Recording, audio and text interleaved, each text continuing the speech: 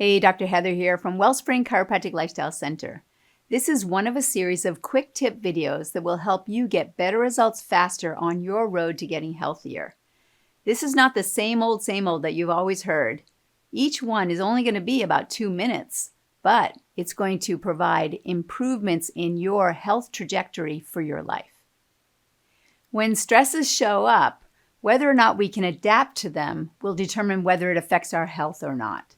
If there's an overloading stress, that causes a short circuit in the nervous system and causes something called a vertebral subluxation, spinal subluxation.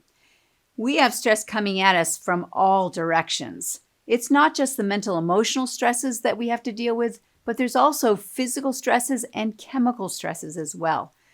And each of these can be macro versions, big events, or micro versions, which tend to be ongoing.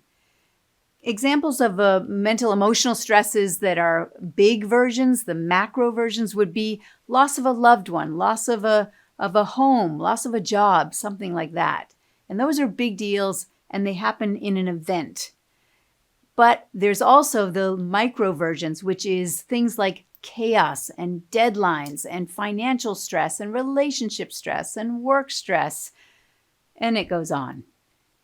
In the category of chemical stresses, we might have a macro version of that, which would be exposure to a poison. But then there's the low-level micro versions of chemical stresses, which would include things like poor food choices, toxic and deficient food choices, or personal care products, or cleaning products in the home, or environmental pollution, or medications that have side effects to them.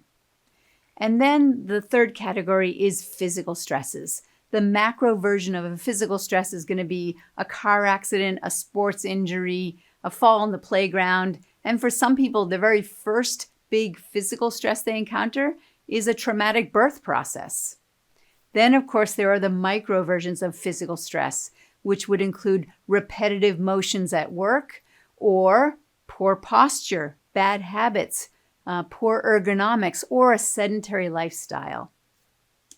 Which of these 3 T's, we call it, the 3 T's are thoughts, toxins, and traumas. So mental, emotional, chemical, or physical stresses. Which one of these do you think is causing the persistence of your subluxation patterns?